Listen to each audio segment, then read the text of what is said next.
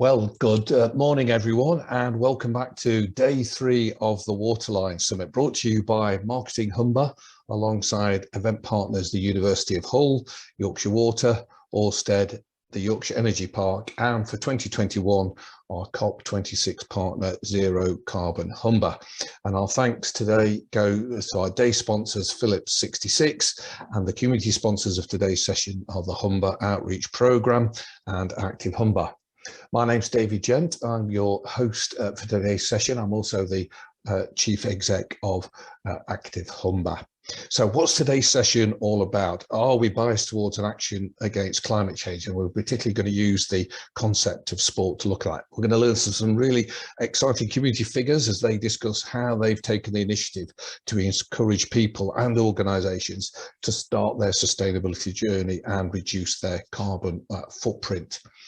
We're also going to look at how sport can lead from the front in the climate crisis, whilst ensuring that our events can still go on from the highest to the local level. The power of the sports industry to inspire and encourage action to fight against climate change. A case study of junior footballs here in the Humber at South Cave working together to achieve their sustainability status, and also look at the future of community engagement and how we get communities engaged and with the climate change and using some best practices in delivering their action plan. Now, I'm going to introduce the speakers, then I'm going to say a few more words. We've got 3 fantastic speakers. We've got Dale Vince, OBE, who's a green entrepreneur, founder of Ecotricity, and I'm sure you'll know as the club chairman and shareholder of Forest Green Rovers FC. Dr. Russell Seymour, who's the CEO of the British Association for Sustainable Sport, who's doing lots of work nationally to engage partners into this debate, and Rosa Bolger, head of the public sector UN North at Commonplace, who's done so much good work about how to engage in communities in climate change and other issues. Now, of course, it's all virtual today, so I don't need to tell you where the emergency exits are or anything like that, but please connect and converse via the chat box. We want this to be as interactive as possible. That's what sport's about, taking. Please type your questions into the question and answer function box, because that's really important, because when the 3 speakers have all spoken, we'll be coming back to those, and we'd really like you to ask them those insightful questions about how they do, and we'll answer as many of those questions as we can in the time available. But just a few things from me to set the scene rather. So what is sport and physical activity's role in responding to the climate change emergency? Oh, there we go. So firstly, just to explain what I think our role is, if it will move on. Is it not moving on? Hold on a second here. The technology. There we go. So we're an active partnership. Our job's to get people to be physically active, and we want everybody in the Humber to be active every single day. It's vital to your physical and mental health to do that for themselves, their community, and for the planet. And we know that sedentary behaviours in particular are incredibly carbon intensive behaviours. And if we think the pandemic was tough, it's our biggest challenge ever in sport going to be climate change. And it's been estimated that this whole thing about being online, using carbon intensive behaviours, etc., that footprint is nearly as big as that of the airline industry, and will ultimately consume as much as 20% of the world's electricity by 2030. So it's absolutely vital, in the nicest possible way, we need to get off our bottoms and be active. And so that's why in the sedentary behaviours, we're really, really focusing all of our attention to change this to something that's better. And as I've said on a number of other occasions, if the Humber is where producing the largest amount of industrial emissions through power and all of that stuff, we're also the second most inactive place in England. We need to energise our people and do that in a carbon friendly and interesting way. But we also need to recognise that we do have our own carbon footprint, and the most noticeable one I give, and because I'm not a Man United fan, is their trip from Manchester to Leicester on a plane. They're in the air for 10 minutes. That's not really demonstrating the best way that we can move forward on that. So a little bit of an acronym we use here, well, it's not quite come active here, is to 5 letters or 6 letters we're using, that we do need to acknowledge our issue in sport. If there's no planet, there's no place to play. I think as a sector, we're still very lacking in knowledge about what climate change means for us all. We've got to change in our own working practices, etc., whether that be the local community club, which you'll see shortly from South Cave, all the way up to the Olympics. It's about sort of, and of course, Forest Green FC have done a huge amount to change internally on this. But also, as Rosa will talk about, as will Russell, that we need to tackle this. It is also a health emergency as well. And if we can get people to be more physically active and improve their health through that, that will have effect on things like active travel, greater walking, greater cycling, which is better for the environment. So we've got a critical role to play in both the climate change and in this health emergency, which are linked in together. And that's also our role on obesity and the food chain. It's also easy to think about inequalities for those who are already facing the effects of climate change at the equator and in the sub-Saharan regions. But it's something that is here and now in our communities that are facing the greatest inequalities and challenges. They're the ones who are getting flooded. They're the ones who are in poor housing. They're the ones who don't have access to green space. And the Chief Medical Officer has absolutely stressed the importance that it shortens your life if you don't have access to green space, and taking that all through on that side of things. I also think we need to make it visible that we've got this immense power through sport to make this issue visible, whether that be through the Olympics, the Paralympics, down to a local community level. And it's fantastic that the BBC and Sky have got now dedicated pages on their websites explaining about how climate change and sport interlink and how we can do things together. And finally, what I would say is that sport has this ability to enthuse, and this can be such a depressing and, oh my God, I don't know what to do. Whether that be the Olympics, the Paralympics, all the way back down to community sport, we can tell this message and we can tell this narrative in a really exciting and inclusive way that brings people together. So those 6 words there: acknowledge, change, tackle, inequalities, visible, enthusiasm. And what we also really want to hope out of this morning's session is that it begins to help you to form your own physical activity and sport climate action plan. And I know Rosa will talk a little bit more about that, as will Russ, when we get to that point. So finally, what's our vision for climate change and physical activity and sport here in the Humber? I've already shown you this once already. We want the Humber to be a place where everyone, every day, is physically active for themselves, their community and their planet. So thank you for that. I'm now going to hand over to Dale Vince to talk about his fantastic work that he's been doing, both as the founder of Ecotricity and as the club chairman and shareholder of Forest Green Rovers. And please put your questions into the question and answer bit as well as the chat. Over to you, Dale. Oops, I think you're on mute, Dale. I wasn't me that muted myself. I apologize. Thank you, David, and good morning, everybody. I'm going to start just by talking about myself, the journey that I've been on, which led me to form Ecotricity, the mission that we're on, which leads into Forest Green Rovers, which I think is, especially relevant to today's session. I'm an environmentalist. I've been concerned about unsustainability since I was a kid. 25 years ago, I started the world's first green energy company, Ecotricity, to bring a new kind of electricity to Britain, the green kind, because making electricity was the biggest single source of carbon emissions in our country and the biggest driver, therefore, of the climate crisis.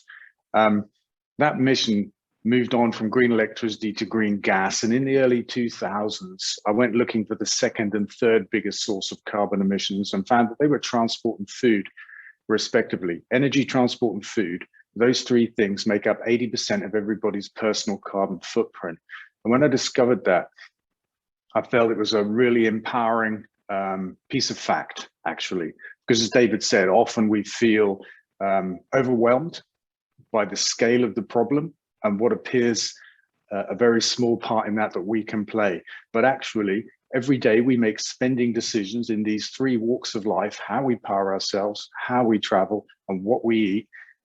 And that's 80% of all of the problems driving the climate crisis. So for me, that's an empowering finding. And it became the mission of Ecotricity to pursue not just energy at that point, but also transport and food. So we built an electric car, Britain's first, the Nemesis. Then we built the electric highway, one of the world's first national charging networks for electric cars.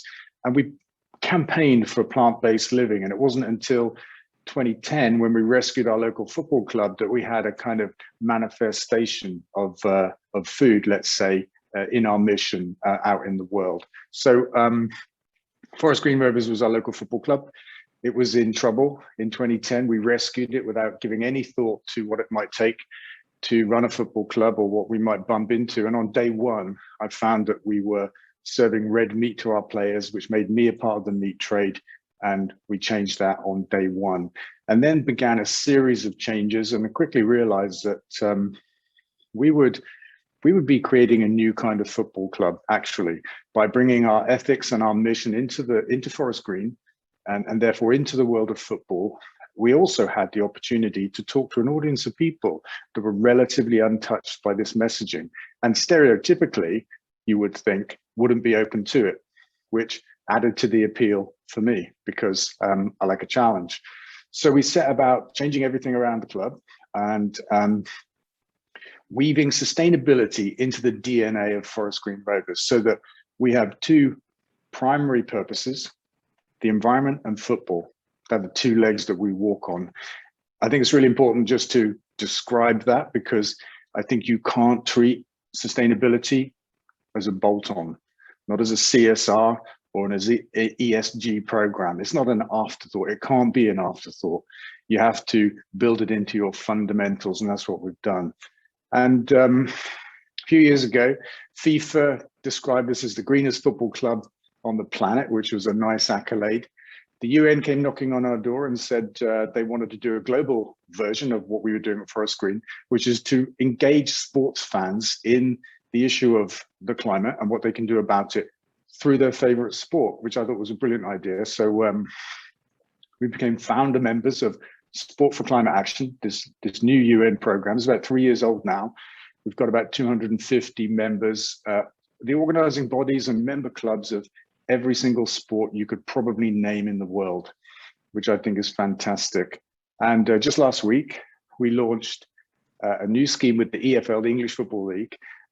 It's their scheme called Green Club, to get all 72 clubs in the EFL involved in this issue. And it's underpinned by something that Forest Green launched, which is called Green Code. And it's a scheme that we developed to help all organizations of any kind, not just sports clubs, down this road to net zero that we've been on, putting into it all of our experience and stuff like that to help other people. So that's Forest Green. And I'm only halfway through my 10 minutes. So I want to say this then. So when we began the transformation of Forest Green, people said, it won't work. People won't come to games if you don't sell meat, for example. Veganism has always been the kind of tip of the spear, the thing that's got us the most media attention, and still does 10 years later. Still, we have a game on Saturday and we have 5 international media outlets coming to the game. We're just a League Two club. And I know that each one of them will ask me about how we can be a vegan football club, because that question is still the dominant question 10 years later. And I think that we've really dispelled some big myths along the way. The idea that football fans wouldn't be open to environment messaging, we found that to be completely untrue. Our fans don't just tolerate what we do on the environment, they embrace it. A whole bunch of them have gone veggie and vegan. I hear this every week, because another fan will tell me this every time I'm at a game. Somebody will come up to me and say, I've gone veggie or I'm vegan. At the last game, somebody said, this is my 2-year vegan anniversary yesterday. Thank you very much. And they're buying solar panels, electric cars. They've embraced the whole eco 9 yards. And what that tells me is that we can actually use sport to communicate on these issues, and that actually football fans are no different to other people. If you get this information in front of people, if you explain what the problems are and you show them what can be done, what they can do at home, then they'll pick that up. So at Forest Green Rovers, we've got what we call an eco trail. It's a series of 10 information boards around the ground where we showcase something that we've done. We explain what the problem was, what we've done about it, and we show people what they can do at home. And that's our basic approach. We don't preach, we don't dictate, we just show by doing and hope that other people pick that up and take it home with them. And we can see that that works, which I think is a fantastic finding. And the UN program itself will engage billions of sports fans around the world. And there's a chance for us to really reach the arguably most important element of the solution. Billions of people making decisions every day on how they power their homes, how they travel, and what they eat, because the money we all spend determines which way the world goes round. Businesses respond to that. You can see the rise of electric cars, of plant-based foods as great examples of how businesses can see the market, demand is there, and they make the products available. And eventually, of course, governments respond to that as well with the policies that appear to lead, but actually are just following the trend. So I think I'm about done. Last thing to mention is I've written a book called Manifestos, published by Penguin. If you want to know more about zero carbon living, how we can get there, I've written a plan, a blueprint for that. And I have a weekly podcast, Zero Carbonista. So I was asked to mention that, I've mentioned that. So thanks all for listening. That's me, I'm done. Well, thank you, Dale, and please put those questions and answers. I've got a few for you when we get to the end of the speakers already. It spurred me on. Okay, well, I think if that's sort of what's happening in professional sport and the power that can begin to do, we're now going to watch a short video, which is about South Caves Junior Football Club, and they were the national winners last year of the Sport and Recreation Alliance Sustainability in Sport Award. So, Paige, if you could quickly, if you could go to show the video, that would be fantastic. Hi, my name's Lee Murphy. I am the chair of the South Caves Junior Football Club. Welcome to the Bullfield. It's a really exciting time to be involved with the football club actually. We've got a lot of good people here doing a lot of really good things to encourage our junior players to play football and go out in the community and make a real difference. We've got a big increase in junior football, we've got a big increase in girls football, which is really, really good to see. Without being the most exciting thing in the world, that is actually our borehole and our well. So within there is a well about 60 meters to the water table. There's a submerged pump in there which sucks the water out. It then brings it out into the buffer tank here, ready for us again to pump out via the irrigation system via this ring main in the ground. And this is the end of the ring main here for the actual borehole, so that runs all the way down this field. And what we'll do when we have the kit out, we'll connect a big hose to this here. It's going to run out all the way down the field down there, and then it'll reel itself back in while it's spraying water out.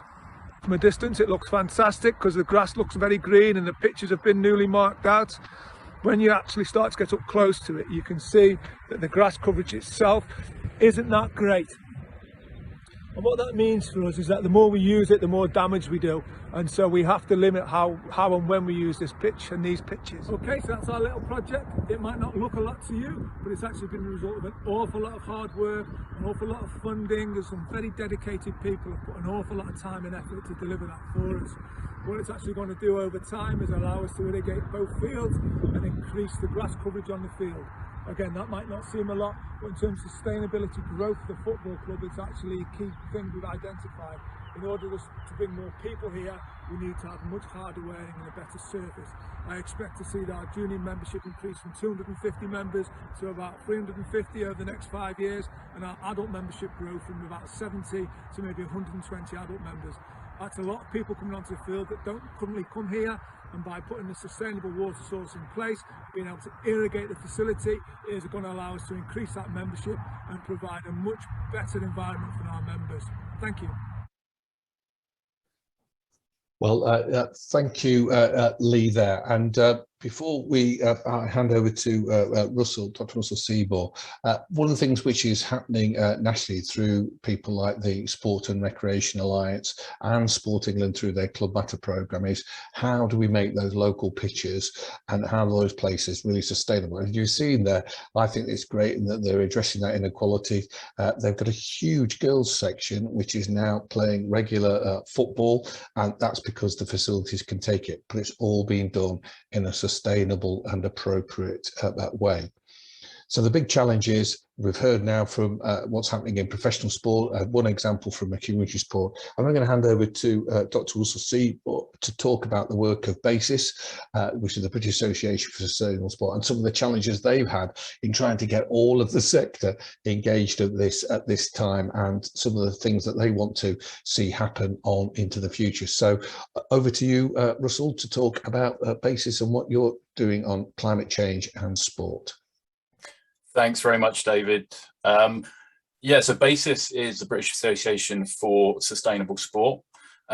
We are a national trade body. We are, excuse me, something just popped up on the screen. So we're a national trade body. We work with governing bodies, we work with clubs, we work with venues, we work with local clubs. We could do anything from national stadia. So some of our members include, for example, Wembley Stadium, Lord's Cricket Ground, Principality Stadium, Jockey Club, Wimbledon Tennis. But we'll also go down to local football clubs, local cricket clubs, local rugby clubs, and talk to them about sustainability issues. What I really want to do today, if I can get my slides moving, please. I don't seem to have control at the moment. There we go. What I really want to do today is show how relevant climate change actually is to sport. And I'm going to give some examples from professional sport, but this scales down. It scales down to every level of sport. It scales down to any level of physical activity as well. So just very briefly, in terms of what BASIS does, just an introduction to sustainability and how we look at it. If you Google sustainability and to look for a definition, the one that will almost certainly come up is the one here at the top. It's from something called the Brundtland Report, and it's development that meets the needs of the present without compromising the ability of future generations to meet their own needs. Now, there's probably an instinctive feeling. You can look at that and think, I know what they're talking about there. They're talking about the future. We don't want to damage the environment for future generations. But it does raise the question, is who defines needs? David's already mentioned about inequality. And look, there's already been impacts with poorer nations being hit hardest by changes in terms of climate change already. So who defines needs in terms of that definition? So there's a bit of an issue there. And just recently I was talking to an academic who was saying, in terms of sport, probably the physical activity element in terms of personal health, personal fitness, that's a need. That's almost to the level of a human right, but it's a need for us to be active. Is professional sport actually a need? And when you think about it, if, for example, if we're in a drought, where's the priority? Is it to irrigate farmers' crops? Is it to provide water to people so they can wash, so they can cook? Or is it to irrigate a sports field so professional players could play? So perhaps there may be connotations within the definition of sustainability that we need to look at in terms of our sport, in terms of our physical activity. I think the definition at the bottom there, an endurance balanced approach to economic activity, environmental responsibility and social progress, it's a lot more succinct, it's a lot clearer, it's a lot more direct. We typically think about those three elements: economy, environment and society, and I'll come back to those in just a moment. But the fourth element in this definition is enduring, and this has to be about time. It's not just planning for next season, it's not just planning for 3 years or 5 years, it's planning into the future, multi-generational. We talk about impacts on children and grandchildren, but this is something that we're looking to for the future. So there are a number of frameworks out there. Many of you may have seen, for example, United Nations Sustainable Development Goals, 17 principles, and you can see them on the screen there. Behind those 17 principles, 147 goals and targets, and behind those there are 249 performance indicators. So you can see that sustainability at this level, where we're talking about national governmental policies and that sort of thing, can get really complex. So how do we make this a bit easier for people to understand? So I've already mentioned the social, economic and environmental, and those are the three elements you can look at for your organization, for your business.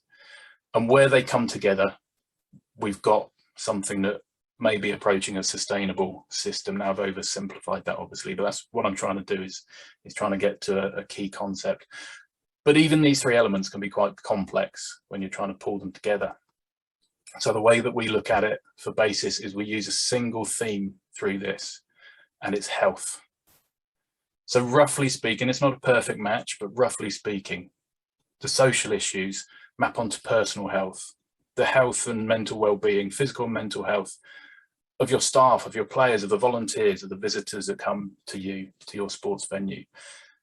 The economic, again, roughly, when we're talking economic, we're not just talking about fiscal purchasing and that kind of thing. We're talking about using your money well, spending exactly what Dale was talking about. Consumers can have an impact here. So it's about using your money well. How do you maintain those relationships? So it can be the relationships with the people directly around you, but equally it can be to your supply chains as well. And then we talk about planetary health, understanding your impact on the environment and minimizing that impact as far as possible. So where are we in terms of climate change? I'm not going to dip into the science too much here, but just a few years back, I think it's about 3 years ago, 2019, there was a paper published with more than 11,000 scientists signing up to this scientific paper, a world scientist warning of the climate emergency. And they looked at lots of data. So do not try and look at every aspect of this slide. There's a lot of detail on it, a lot of graphs, obviously, but I'll explain what it actually is and what I'm trying to show. So to the left-hand side of the graph, those 15 graphs there, that's changes in human activity over since 1979 to now. And on the right, it's how the climate has responded. So just think that red here is bad, green is good. So in terms of human activity, there's a very few things in there that we've done that have arguably sort of improved our performance, reduced our impacts. But the direction of most of these things that these scientists looked at is definitely going the wrong way at the moment. So how's the climate actually responded? Again, red is bad, green is good. Every indicator that scientists have looked at recently, we're currently going the wrong direction. I'm not saying this to be scary. I'm not saying this to be, to cause concern. It's just a reality at the moment. We are where we are and we need a position to move on from. So how is this relevant to sport? This is actually a quote roughly quoted from, I think it was the president of Nauru, a small island state. And it's relevant to them because their state is actually disappearing. As sea levels rise, their country will disappear. So clearly it's directly relevant to them, but let's try and make it relevant to sport. So we have this warming atmosphere, we have this warming climate. Now, clearly there are a few spots on here that are blue, they're colored blue, they're getting colder, but they're getting colder because the ice is melting. The ice caps are melting in those areas. Generally speaking, it's not completely uniform across the world, but the world is warming. What does that mean? Well, perhaps paradoxically, it means more floods, but it also means more droughts. It means more wildfires. It means that ice caps are melting and glaciers are melting, and it means more powerful and more frequent storms happening as well. Clearly, this is a global message. For the UK, we can probably expect similar weather. It'll be slightly warmer, but we can expect more extremes and more frequent extremes as well. So for the UK, we'll have these impacts globally. Again, more extreme weather, depending on exactly where you are in the world, but specifically to sport. This is a picture of New Road in Worcester. So this is Worcestershire County Cricket Club. This was actually a day when they should have been playing a first-class cricket match on that ground. Clearly it's flooded. So flooding happening more frequently because of the massive rain dumps that we now get. We get concentrated periods of rain causing flooding issues. And this could equally be a community pitch somewhere. In South Africa in, I think it's 2018, some of you may remember that Cape Town was coming up to what they call day zero, when they were actually going to run out of water. They'd had such a bad drought in the previous few years. But at that time, all cricket was stopped. Apart from professional cricket, they did continue professional cricket through this. But all cricket was stopped because the ground was just too hard to play on. It was just dangerous to play. The Indian Premier League in 2016, the richest cricket league in the world, there'd been a severe drought for the previous few years. And clubs were taking water from reservoirs to irrigate their lovely green pitches that you can see there. They were taken to court, and the courts ruled they can no longer irrigate their pitch. They couldn't take that water because farmers needed it, people needed it to drink. So in the middle of a season, 3 clubs had to completely relocate their entire operations to another part of the country. So that's a massive impact in terms of logistics, in terms of impacts on fans, in terms of profits, etc. the richest cricket league in the world. In Australia, the wildfires we saw a couple of years ago impacted tennis players, just the air quality, and cricket you can see in the middle. This is Delhi in December 2018. Again, air quality was so bad. Players were wearing masks before the rest of us had to wear masks for other reasons. This was India versus Sri Lanka. The Sri Lankan team there, at one point they could only field 9 players. The fast bowlers could only bowl 2 overs before they went off the pitch to have an oxygen mask so they could actually recover. There were oxygen cylinders in the dressing rooms, and players were literally being sick on the pitch because the air quality was that bad. Again, heat has an impact. Novak Djokovic, possibly one of the fittest sportsmen in the world, being impacted by the heat in New York at the American Open tennis. England captain Joe Root batting for 6 hours at the Sydney Test match in January 2019. Outside the ground, it was 47 degrees. These extreme temperatures being exacerbated by climate change. In the middle where he was batting, remember, he's got cricket pads on, thigh pads, rib pads, helmet, gloves. In the middle where he was batting, it was 57.6 degrees at its peak. He spent the night in hospital being rehydrated because of these impacts. And it's not just the players that are impacted. I worked at Lord's Cricket Ground for many years, and in 2019, Ireland played their first test match at Lord's. And one of the days of that match was the day where England experienced its highest ever temperature, which was 38.7 degrees. Now, we didn't have that temperature at Lord's, but it was certainly in the mid-30s. And on that day, we more than doubled the number of people who had to go for first aid treatment for the impacts of heat. So it's not just players that could be impacted by this. It could be spectators at the venue, but equally, it could be young people. It could be anybody who's playing their sport, the sport that they enjoy, the sport they love, and they're playing in that heat, potentially. And then just a final example, World Cup Rugby in 2019, Super Typhoon Hagibis came through. 3 matches were actually had to be cancelled. They couldn't just be postponed and replayed at another time because the scheduling was so tight for that event that they weren't able to reschedule those games. So it had a knock-on impact for the whole tournament. You can see in the bottom right, that's the Canadian team out helping to clear up some of the mess caused by the typhoon when they should actually have been playing a match. But potentially it had impacts for those matches that were cancelled. It had impacts for those teams actually qualifying for the next phase of that competition. So there are impacts throughout sport. Now, like I said, I'm not saying any of this to be scary, anything like that at all, but it's a fact of where we are. These weather patterns are changing and we are being impacted. Society as a whole is being impacted, lives are being impacted, but sport specifically is being impacted. So we've got a position where we can actually talk about this in a very genuine way.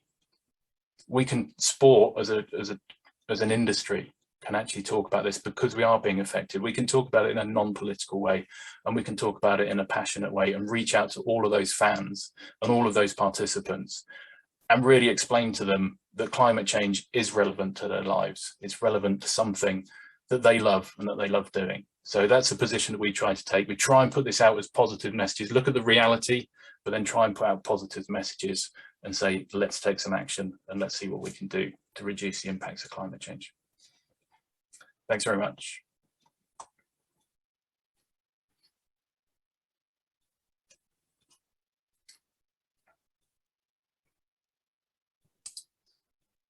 Thank you, Russell. That was really insightful, just showing lots and lots of the absolutely catastrophic things that can help in sport, not help with just damage sport, and set for more and more to come.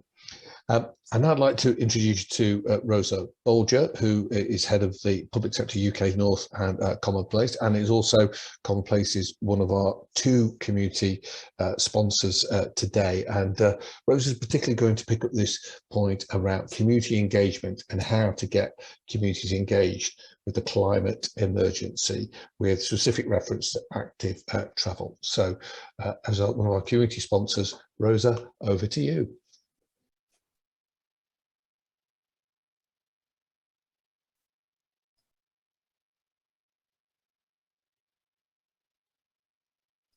Are you there, Rosa?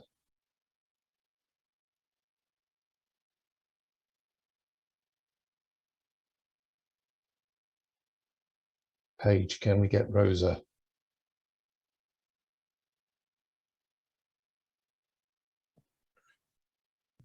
Can you hear me, David? I think there we are, Rosa. Fantastic. Sorry, my mute button seemed to have disappeared, but thanks for taking that out. Over to you, Rosa. So yeah, thanks so much for having me today. As Commonplace, we're really thrilled to be a community sponsor today at such an important summit. So firstly, let me tell you a little bit about who we are and why playing our part in tackling the climate crisis is so important to us. So Commonplace is a digital engagement platform, and we connect people to the places that they live, work and play. We bring together people impacted by the change with decision makers, providing a vital mechanism for people to feed their thoughts and opinions and sentiments about a place, which provides vital data to the public and private sector organisations to help them make more informed decisions. So to date, we've launched over 1,500 community engagement projects, engaging over 3.5 million people. And this has all been about conversations in placemaking, changes to their local area. At Commonplace, we really believe in social value and the theory of change. I like to break this down into 3 things. So these start off with social proof. So enabling others to see and understand the thoughts and ideas of their neighbours, to come to an understanding of their community and come to that common place, that common understanding within their community. Critical mass, so engaging large numbers of diverse people in meaningful and really constructive conversations. And then continuous and ongoing engagement that's always switched on. It's at people's convenience and it's not just a one-off event. So as part of this, our team is made up of urban change makers, trained planners, and people who really understand politically led organisations. So for me, with my other hat on, I'm an elected councillor and I'm a former town council leader. So I've seen firsthand the value of bringing communities together and involving them in discussions about improvements in that place that they live, work and play. This is particularly critical when it comes to the climate crisis, because ultimately, to make a real impact, we all have to play our part, locally at a real grassroots level and also in the wider world. So as we talk about local change, I want to talk a little bit about local government. So in the last year or so, or up until last year, an incredible 300 local authorities, that's about 74% of them, had declared a climate emergency. And that number is still rising. So council chambers up and down the country saw lively debates from dedicated councillors and passionate local community members, full of ambition for how their local communities could contribute to positive change and really do it at pace. Officers got to work, deploying their professional expertise to put into action many of the new ideas and proposals that perhaps just a few years ago may have been thought too challenging to move forward. There's a widespread realisation that tackling the climate crisis at a local level really has a huge impact on global well-being. But why do we need to engage communities in climate action plans at all? Surely councils broadly know the areas they need to address and what they need to do. Well, to make sure there was reason behind this, we've done some polling. So we did a study across people in the UK, and we found out that there's a burning desire from communities to be involved at a local level. So of the people we polled, 76% of them said they wanted to participate in the planning process. And of them, 71% wanted to have regular access and updates to local issues. We've written an ebook which explains this, this research in further, and you can find that on our website at commonplace.is. If you want real change to be made, you have to find ways of changing behaviour. And that's why community engagement is so important. Okay, I can change my slides. That's a good start. This chart, let's have a look at this chart. This shows the gap between UK emissions and the gap between net zero emissions. This chart shows the gap between UK emissions and the net zero pathway is expected to grow. And what we really mean when we talk about net zero is balancing all of the greenhouse gases that we produce and are emitting into the atmosphere with those that we remove, so we have a net zero effect. So last December, the government's Climate Change Committee published their 6th carbon budget report, and in it they highlighted that for the UK to reach its net zero target by 2050, which many people think is far too late, but that's where we're at, we need to achieve 78% reduction in emissions by 2035. As indicated on the blue line on this chart, current projections show that the UK is not on track. And while Russell is very concerned about not scaring people, I actually think we do. We all need to act. We do need to be a bit scared about what's happening, and we need to make sure we're all involved in making a change. Certainly achieving the objectives will be a significant undertaking requiring widespread behavioural change and the rapid deployment of emissions removal technology. But if we all play our part, it is possible.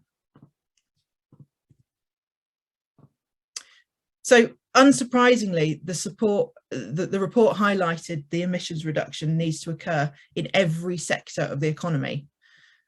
So on the graph labelled 1, I think I'm on the wrong slide here. Here we go. On the graph labelled 1, you'll see that the extent to which different industries need to reduce their emissions. Dale's a great example of that and what the work they're doing at Ecotricity. If you take a look on the graph on the right, you'll see that some sectors will require a lot more attention than others. So for me, one of the key points picked out by the 6th carbon budget is that changes don't just need to be made at an industrial or a political level. Moving forwards to reach net zero, we require more involvement from people, every one of us changing our behaviours and making smarter consumer choices. So over 40% of the proposed reductions, according to the balanced pathway, involves a degree of change from consumers. So that's things like driving an electric car, changing out your gas boiler, putting solar panels on your home. Commonplace as a platform allows local governments to reach out to residents in a variety of different projects, canvass their views and their priorities, and analyse the feedback and continuously update the community on the relevant plans moving forwards.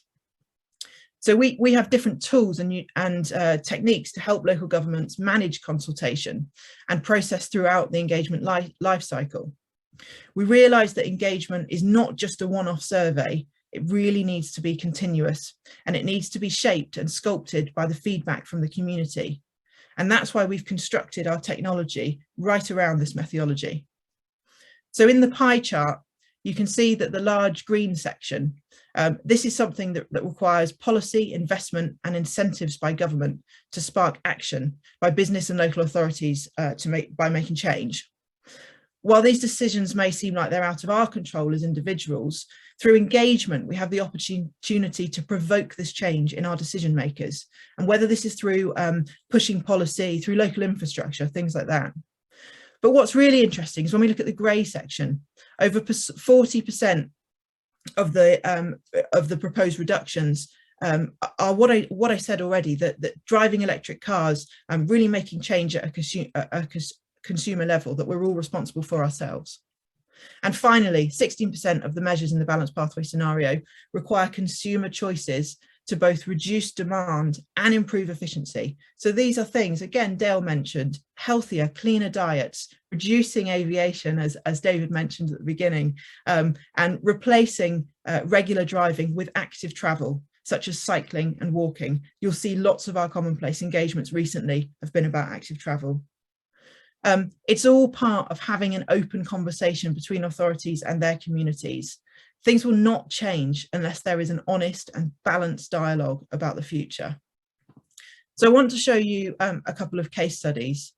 So first of all, this is Manchester. This is the Manchester Climate Change Agency and partners working on an engagement with us.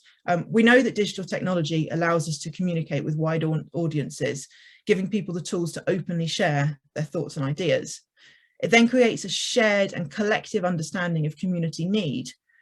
And with that as the basis, we can accelerate collaboration and therefore accelerate improvements to that place that we love, work and play. You can see this in the In Our Nature project, in the Manchester scheme. So with support from the National Lottery and a coalition of funding partners, including Commonplace, they're running a community campaign to create a greener and more connected Manchester. And how are they doing this? They're doing this with the really ambitious aim of making the entire city carbon zero by 2038. They've placed a big emphasis on change, and a big change within businesses, and then small steps from local individuals. So using our platform, they've been able to promote a number of green projects for the community to get involved with, sharing news on their homepage, and keeping people up to date, as we saw people want to be, with steps being taken, and gathering local insight from the community and really letting them have their say with an open survey. So just one more example I wanted to show you is some work we've been doing with Leeds. So they've set up an interactive consultation page to ask the public to share ideas about how to improve social distancing and active travel measures on main roads and in local neighbourhoods and also around schools. Technology is fantastic at being open with information. So our heat maps are able to give people the opportunity to read their peers' comments, really know what their neighbours are thinking. This creates the sense of social proof, which is a massive driver for digital engagement. By demonstrating that lots of people in the same area are using the platform, that it will spur on other people to want to have their say and make sure that their voice is heard too. A consultation, this consultation alone generated more than 26,000 contributions on how to improve active travel across Leeds. So once you've got this data, you can start to create a shared understanding of community priorities and ideas. And this is a collective view based on the responses gathered. I'm pleased to say that the data gathered from this consultation has helped to shape the plans for an additional 100 kilometres of segregated cycle lanes, including a series of active travel neighbourhoods right across the city of Leeds. I mean, if nothing else, that really is people power. Thanks very much. Well, thank you, Rosa. That's brilliant. If that's not sort of a perfect example of active travel, physical activity, and all coming together, I don't really know what it is. So we're going to ask a few questions. I would encourage people to put your questions into the chat. We've got one at the moment, which I think, if this is okay, I'll start off with you, Rosa, then go to Russell, then go to Dale to give you a chance to think about it. So here we go. This is from David Whitelock. As an academic lead for sports degrees, how do you think we can innovate curriculum to engage students with this topic through their studies? So any thoughts, particularly on the community engagement side on that, Rosa? Yeah, so of course, for me, the key word in that question is engagement. You know, we talked about social proof, and we talked about the fact that if you get people engaged, people become more active. If people see the people around them being more engaged, they become more active. I think we saw in the video earlier about increasing the number of members in that community football club, and to do that, they'll have people talking about how great the club's doing, why it's doing it, and all that sort of thing. So I really think it's about those conversations, having ongoing conversations and really getting people engaged. And Russell, your thoughts? Yeah, look, I completely agree with that. It is about getting people talking about this, and I think that's where sport can actually do this. You know, if we start understanding these impacts that are potentially there and what we can positively do, and start talking about those solutions, whether it's our local club or whether it's the club that we've been fans of. I think specifically, as David seems to be an academic leading these, I teach a module in sustainability in sport at Loughborough University for the last few years.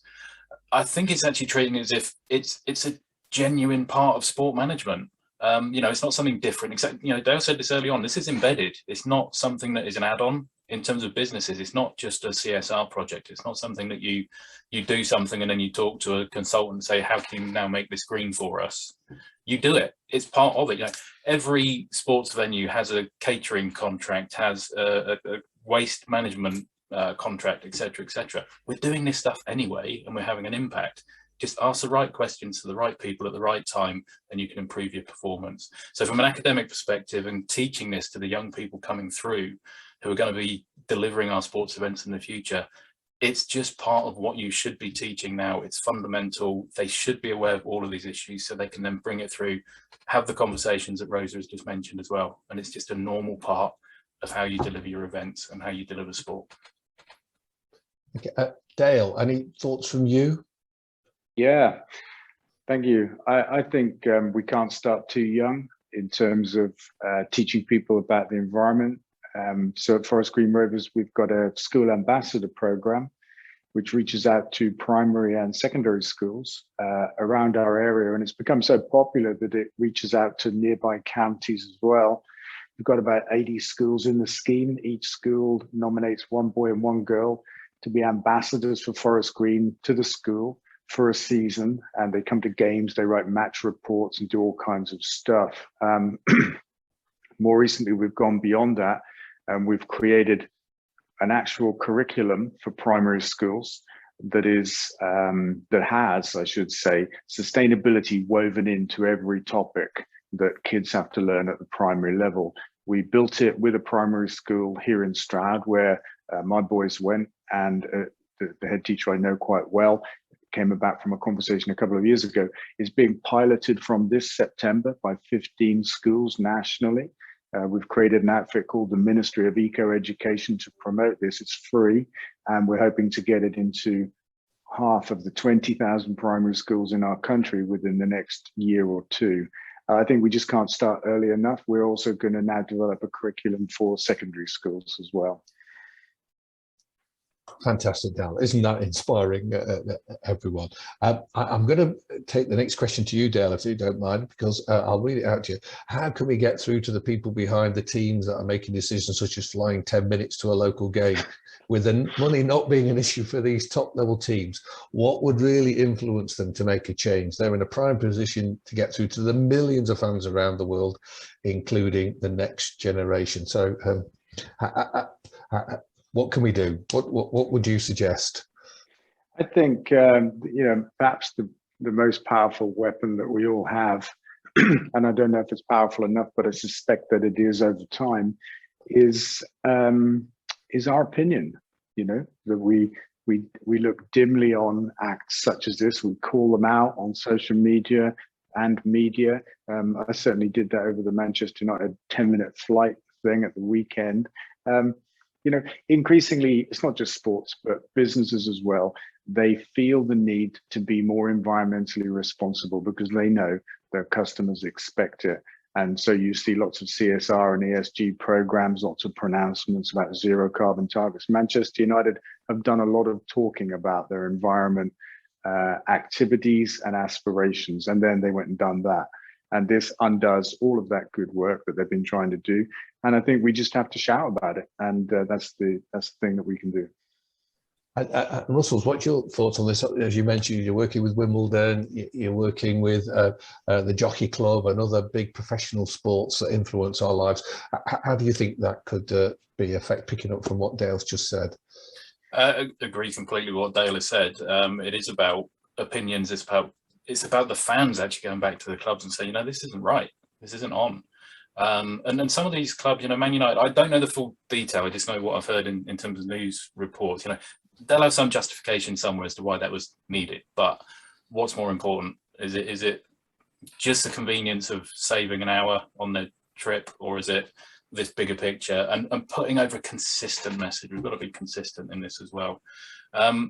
Sport is in an unusual position, possibly because fans are so passionate about their club that is this enough to make them be critical? Almost certainly it's not enough. Very few fans will ever say, I'm no longer going to support Man United because they took a flight. I'm going to switch my allegiance to Arsenal because they've got a really good recycling scheme or whatever. Now, absolutely not excusing it in those terms, but maybe some clubs and some sports are too comfortable in feeling that they're big enough to do these things. I don't know. But there's a new concept. There's some fluid fans. Younger generations will be looking at these issues, will be looking at these things, and they will turn away from a club that they feel isn't doing the right thing, just as they'll turn away from whatever, a shampoo brand or whatever. If they think they're not doing the right thing, they will turn away. So maybe there's a tide of a change that's actually coming. but it's absolutely about consistency. You've got to plan. Look, they knew they were playing Leicester City months ago.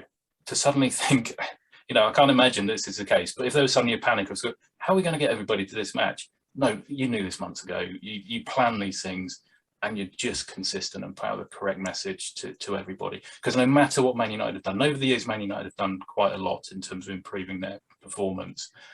This one thing will completely unravel all of that. It was a few years back, and we've worked with Arsenal previously, but I recall probably 5-6 years ago, Arsenal took a flight to Norwich City. And that has just hung in the air for so long. And I know them well, and I talk to people at Arsenal, for example, and I'm not trivializing it, but it's kind of a joke. It's a way of, you know, giving them a poke at times. But it's a serious issue that we've got to have that consistency. Okay, thank you for that. So I'm going to go a question from the Thomas attendee to Rosa. Then I'm going to come back from one to John, me, and Kevin. So Rosa, this one's coming. How can we make sure that these conversations are accessible to everyone in those communities, particularly the communities where internet and technology access isn't readily available? So what's your thoughts around that? Yeah, absolutely. This is a really, really important subject, and something that we spend a lot of time thinking about and working on. Digital exclusion is a big thing, and I think actually beyond tech for good companies like Commonplace, the government need to be doing more to support this. Actually, I suppose going back to the last question about sports stars and the value of celebrity as well, we've seen some brilliant young sports stars push government change. We've seen it happen on free school meals, and we can see it happen on climate action as well. I think that's about responsibility. Slightly on a tangent here. I suppose going back to accessibility, absolutely. So we need the government to do more about digital exclusion. As a company, we do an awful lot. So we believe in digital first, but not digital only. So when you use the Commonplace platform, you can also use it as a paper survey and have it fed in, so your data is all collected in the same place. Our sites are accessible. They work with screen readers, that kind of thing. We do as much as we can to make it accessible. And we work really closely with the local authorities and the private sector companies we work with to engage their communities in a way that works for the community.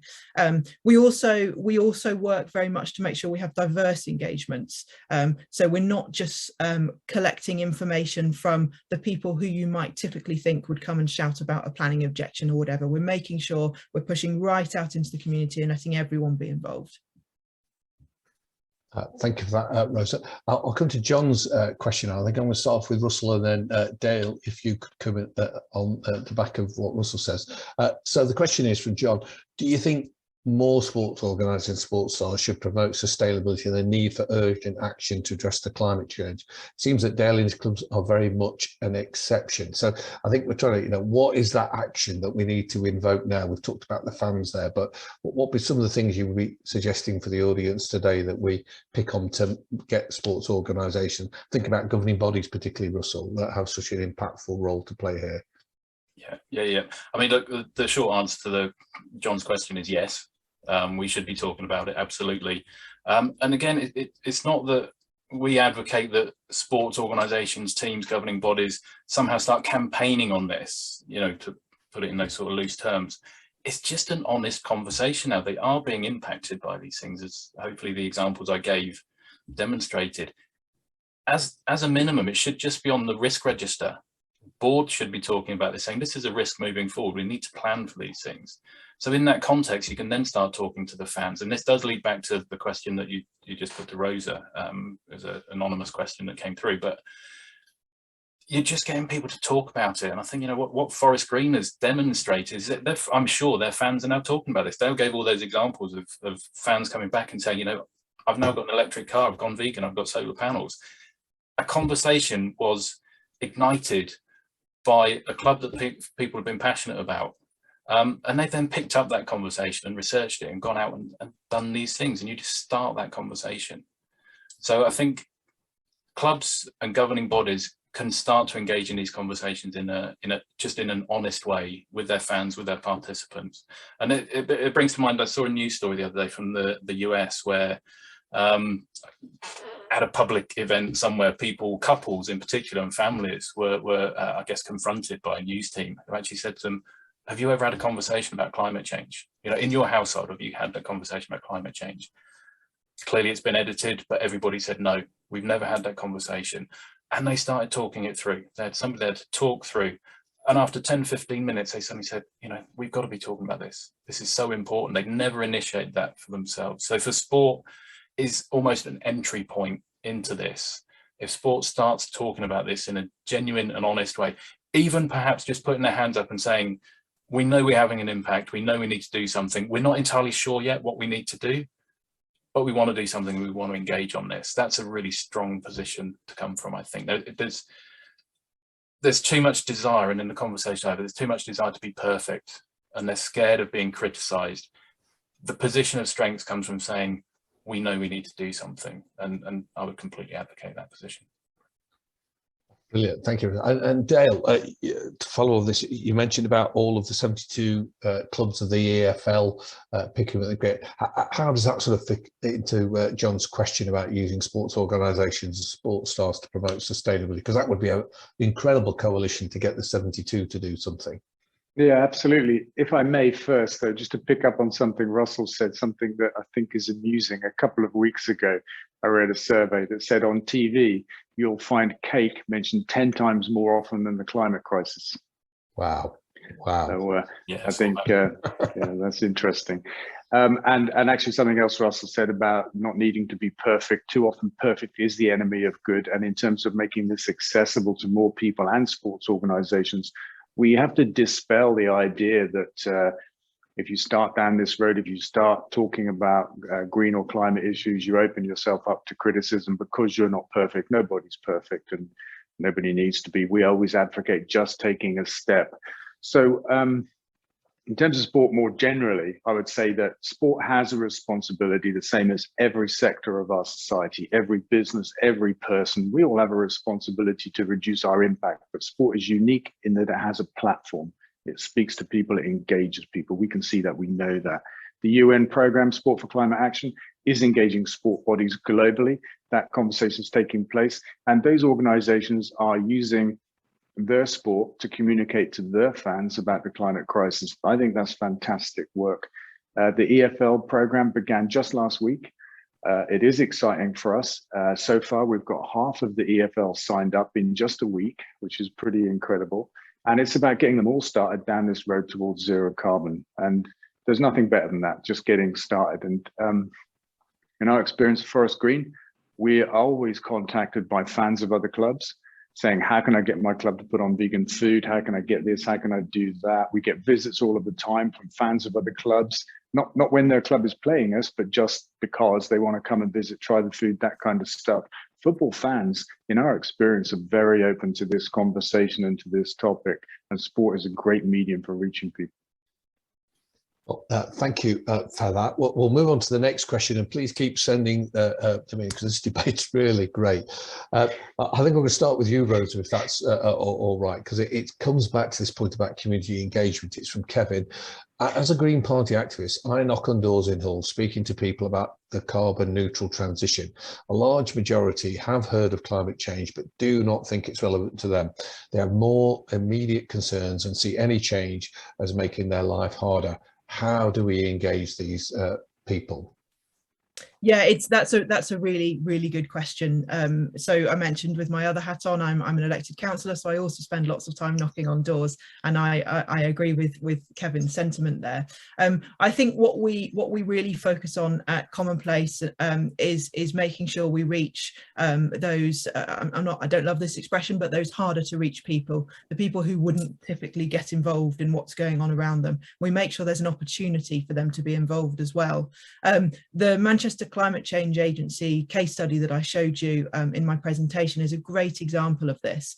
So what they're doing is they're making really small suggestions of really small changes that communities can make, individuals and communities can make. You know, it would be wonderful if we went out and said, everybody drive an electric car, everybody put a solar panel on your house, switch out your gas boiler. But, you know, that's not realistic for an awful lot of people.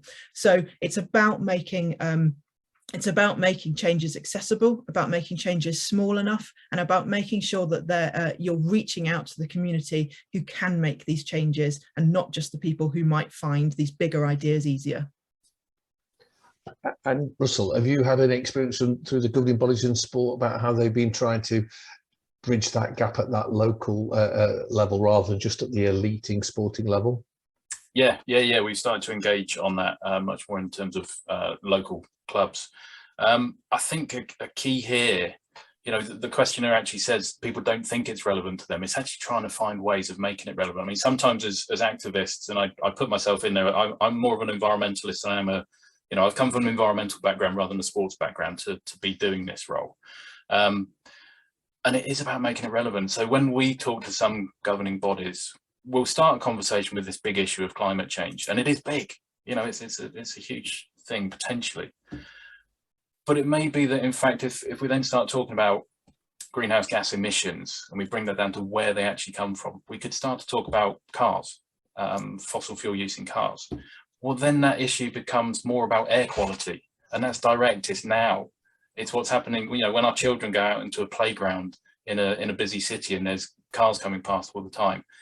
The issue isn't that those cars are emitting gases that can create climate change. Clearly, sorry, let me rephrase that.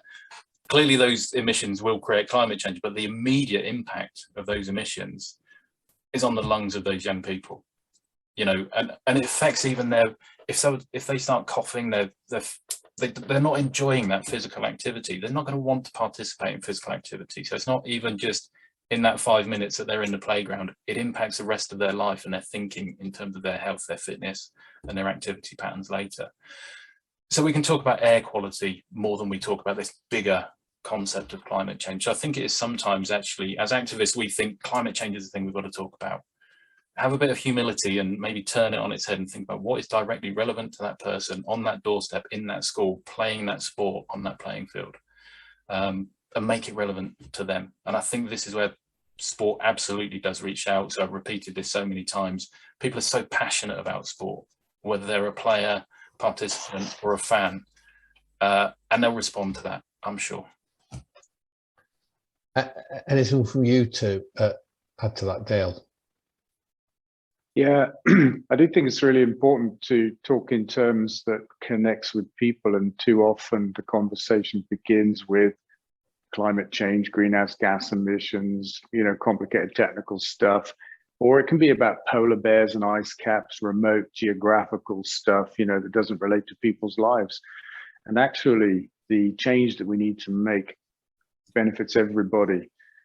For example, the clean air that Russell mentioned, when we complete the transition from internal combustion engine cars to electric, which might be somewhere between 10 and 20 years from now, there will be 40,000 less deaths per year in our country from air pollution. But there will be hundreds of thousands of more people living a better quality life. They haven't been killed by bad air, but they've been impacted by bad air. So that's a big issue. But at the same time, this transition is about creating new kinds of jobs, new kinds of opportunities, sustainable green jobs in the green economy, whether it's in energy, transport, or food. And, we can also get social justice out of this green revolution. And I think that's an interesting way to talk to people. One of the things we like to do, just to give you an example of this, is instead of talking about getting to 100% green electricity on the grid as a climate change issue, we like to talk about it from a different perspective, energy independence.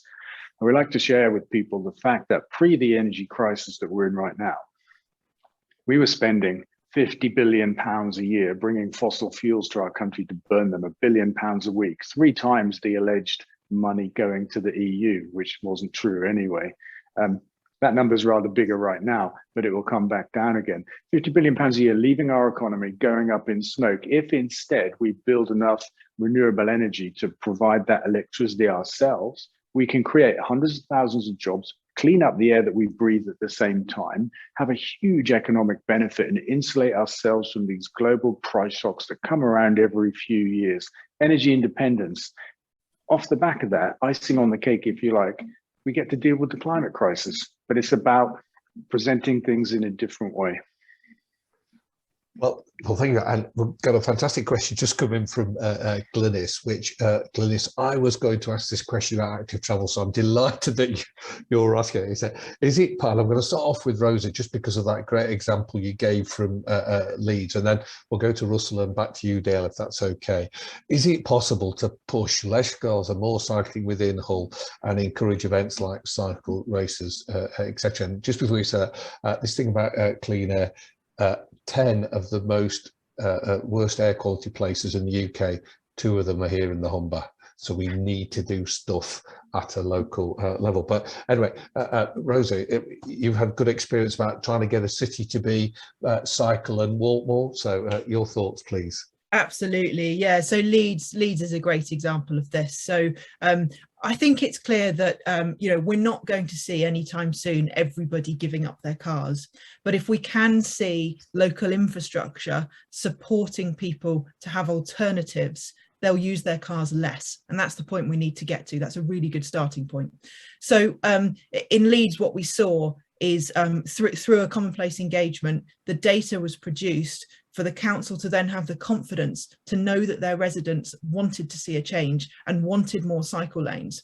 So what they've got in Leeds now is 100 kilometres of more cycle lanes, and these are segregated cycle lanes, so they're safe for people to cycle on, people of all abilities.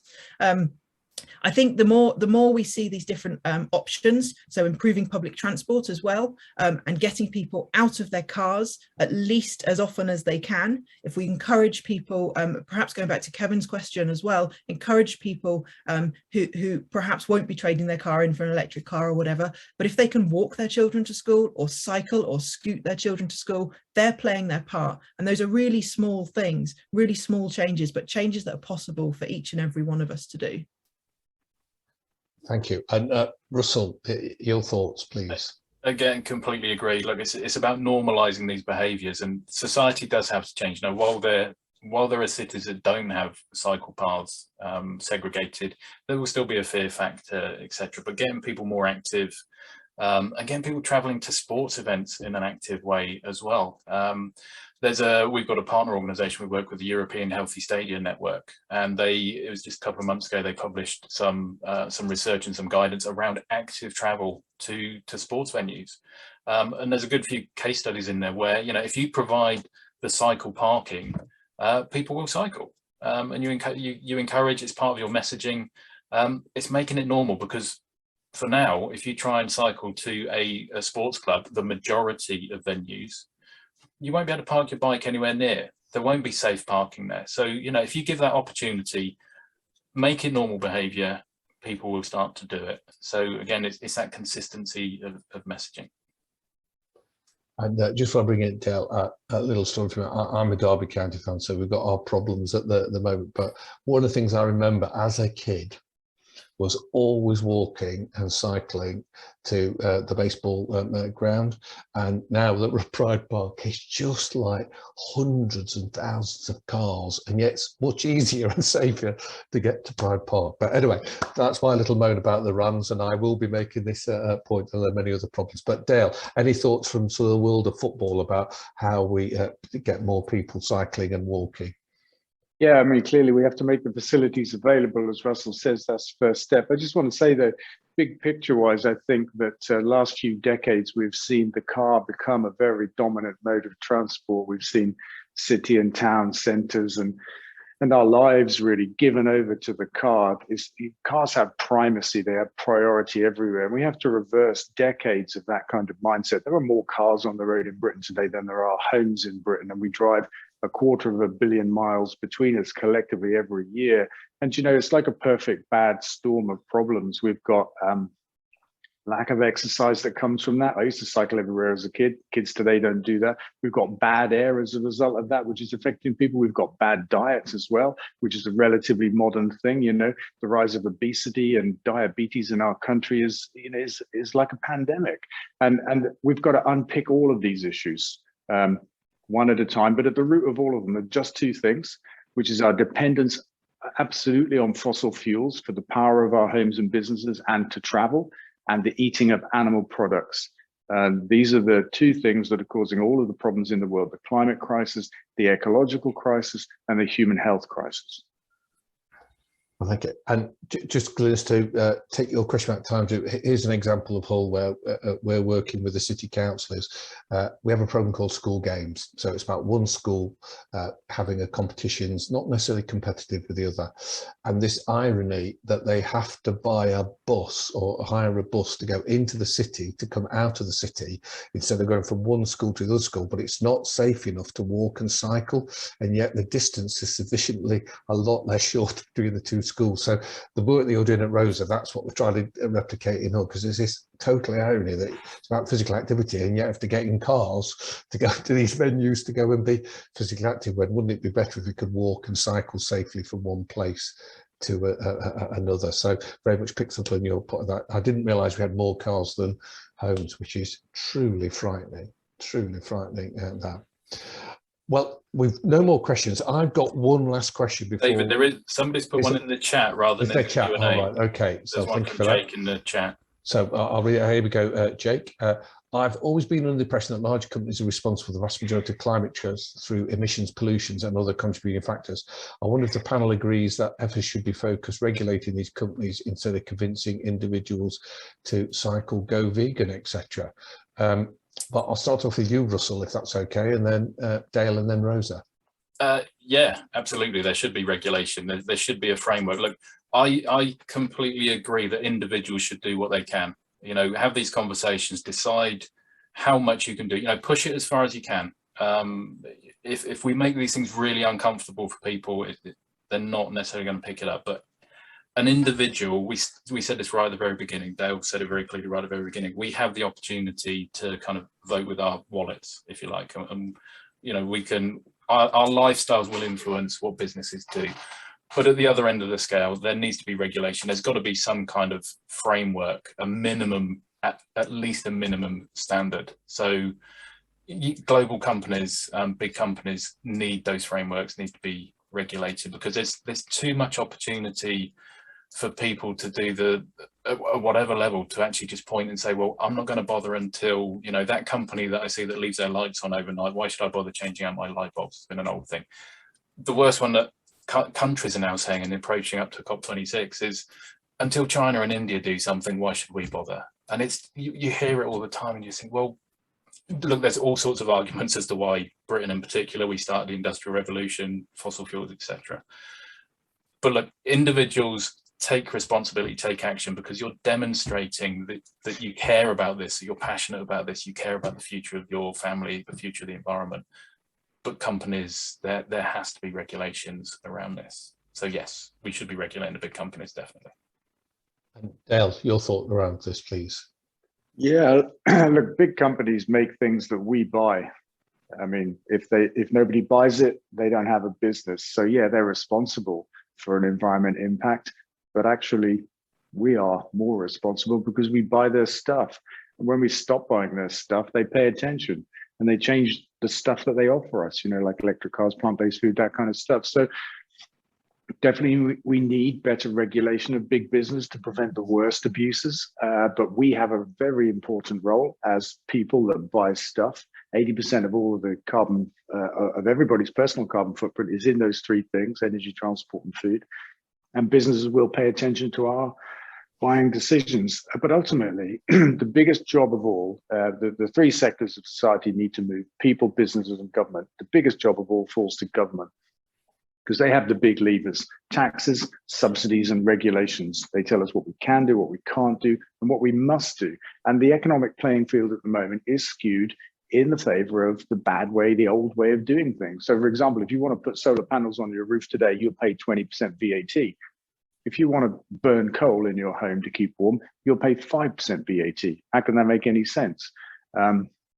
There's tax on plant-based food, where meat is VAT free. How does that make sense? We've got to point things in the other direction. We spend more money supporting fossil fuels than we do renewable energy in our country today.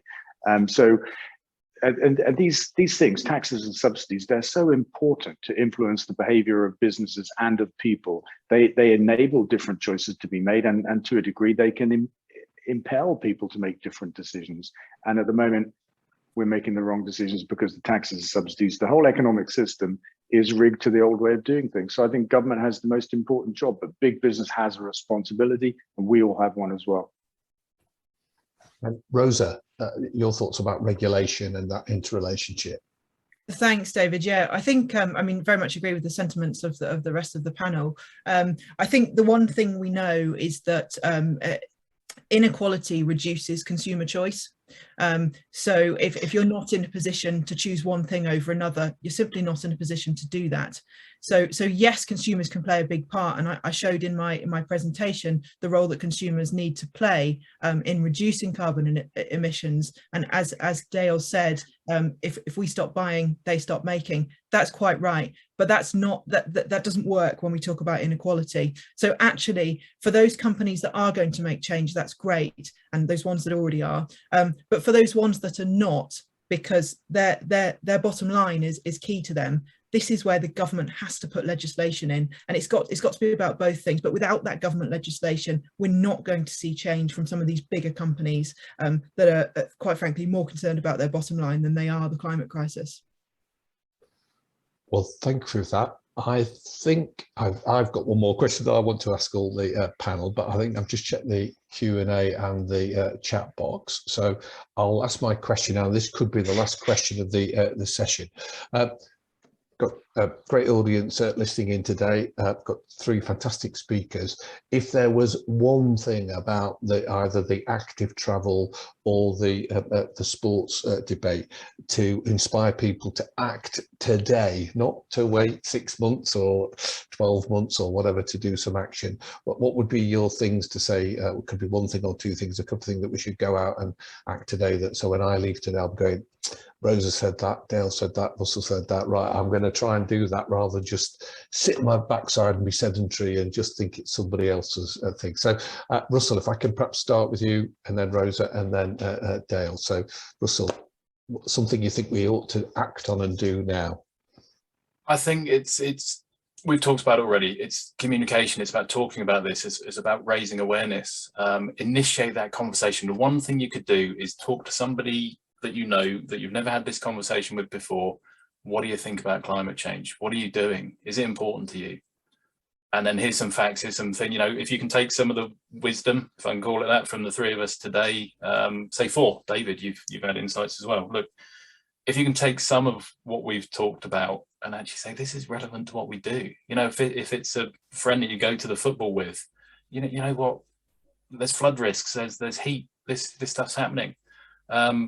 Have those conversations, talk about it, change your lifestyle in the ways that you can, and think about the ways that you currently think you can't change, because probably once you understand the issues and once you understand the opportunities, there will probably be other changes you can make. But talk to people about it, make it normal that we talk about climate change issues, that we talk about social justice issues linked to that, and all the other sustainability issues that we're facing. So have a conversation.